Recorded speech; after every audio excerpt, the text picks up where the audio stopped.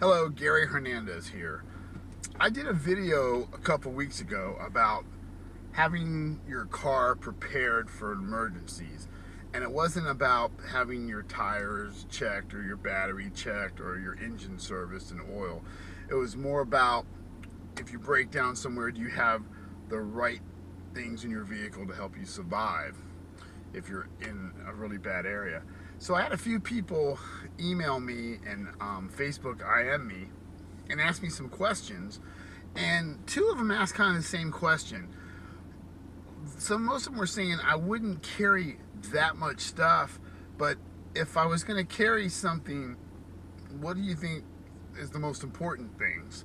So basically, obviously your cell phone, I would say, but everybody pretty much carries a cell phone everywhere. So, of course, have another backup battery supply in case your battery in your car is dead and you can't charge your phone. But that's not the three that I'm going to say right now. The three things that I think are really crucial to have in a vehicle for, let's just say, going to work and back, everyday driving, not even going far. And I'm going to show you all three, and I'm going to explain why. One of them is a jug of water. I try to keep a jug of water in my car, if not a couple small bottles. Second one is a knife. And those of you that know me, yeah, I always have a knife on me. And the third is basically a bandana of some kind, or some kind of towel, rag, even an old t-shirt. These are bandanas. I keep this kind right here, which is a survival bandana, has information, stuff like that. And I'll go over real quick why I think all three are important. Okay, first off, I'm going to talk about the knife. And I don't mean just for self-defense.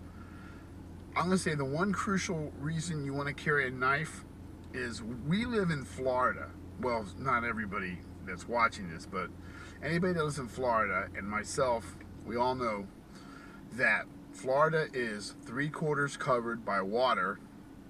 And believe it or not, Florida has tons and tons of lakes. You go down toward the Everglades areas, there's canals. We have canals, we have lakes, from small lakes to big lakes. We have ditches that have water, we have retention ponds. There is tons and tons of small and large bodies of water. If your car ever goes into those, you need something to cut your seatbelt in case your seatbelt jams. Now, a lot of knives have, and I got two of them, but believe it or not, I don't have them right with me. I actually have one in my bag, and I didn't grab it to bring it in here, but I always keep 2 or 3 knives in my car anyway. But they have the knives, they have the cutters that you can cut your seatbelt. So when you got your seatbelt on, if you go into a body of water, you're gonna need something to cut that strap. Now, a quick note, if you are with your family, your loved ones, you have your kids, you go into a body of water, a suggestion is cut your strap and then cut theirs. Don't lean over, cut theirs, and then cut yours. Cut yours first. Just like they say on an airplane. First put the oxygen mask on you, then help the others. Same thing there. Okay? So you want to have a knife. You might have to cut something for your car. You might have to cut, some rope or something, or you might have to use your knife for something, but have some kind of cutter to cut your seatbelt. Now they do have the knives that have the braking part on the end as well as the cutter, so you can cut your seatbelt. And if you happen to go into, most of us have electronic windows. Well, if you can't get your window down because you don't have the roll thing, or your battery submerges in water and kills your power, you can use your knife on one end and hit the glass. Always hit the corners, don't just hit the center because you might be there all day. Hit the corners and shatter it. That comes back to number 2. Number 2 is bandana, towel, something small. Why? Because now you can cover up when you go to break your glass so you don't cut your hand. But you can also use a bandana or a t-shirt or something. Radiator is hot. You got to open your radiator. You got something that's not going to burn yourself. You get something on your windshield where you can't get it off with your regular fluid, you can wipe it down. So having some kind of a bandana or something like that, or even a small towel, that's going to be very helpful.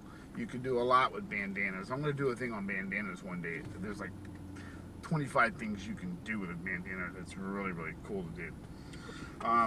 You can also use, like I have an orange one. If I'm broken down somewhere, I can signal, I can tie it to something on my car. People will see this, so it's pretty bright. And if you get a good bandana, they open up pretty big. So you can use it to signal. The third thing I talked about was water. Number one, remember the 3 rules I had? That I didn't have. It's basically the 3 rules of survival.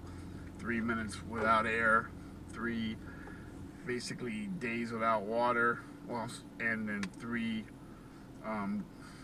weeks without food, and then there's also 3 hours in harsh conditions too. So you got basically again 3 minutes of air, 3 minutes of harsh conditions, 3 days without water, and 3 weeks without food. Your body has problems.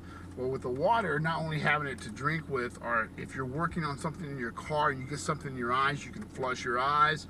You can use the water to clean the windshield of your car if your visibility is that bad, or if you have to put water in a radiator, you have water. So try to keep some water with you. So again, the 3 things that are, I feel, that are real crucial for your everyday travels and just around town. You know, number 1 of them, again, knife. Cut your seatbelt. Use that to break your windshield. Not, you know, you can cut stuff for your car that you need, or basically self-defense as well. Second thing I said was a bandana or some kind of towel or something you can use if you've got to pop your radiator that's hot, or if you've got to break the glass, you've got something at least to cover so you're not going to cut yourself really bad. If you are cut, you can use this to put it around the cut. And the third thing, water. That way you can use the water for your radiator, use the water to clean your windshield. You can consume the water, you can clean a wound with the water, and then dress it with the bandana or something. So those are the 3 things. Like I said, they were asking me, what do I think if I had to have a minimal thing? Those are 3 things I think a car should always have. A cutting implement, some kind of water, whether it's a canteen, jug of water, little bottles of water, and something like a small towel, bandana, or something, even a t-shirt, old t-shirt you can use to clean something in your car if you're looking. I would say a flashlight also. That would be my 4th one, I would say, because if it's nighttime you're going to want to see. But those are just some of the things that I think are really, if you're going to have a minimal, those are the ones I would have. So with that, I hope that helps, you know. And again, you know, I try to, you know, as I'm getting older, I worry more about survival and stuff like that, not being attacked.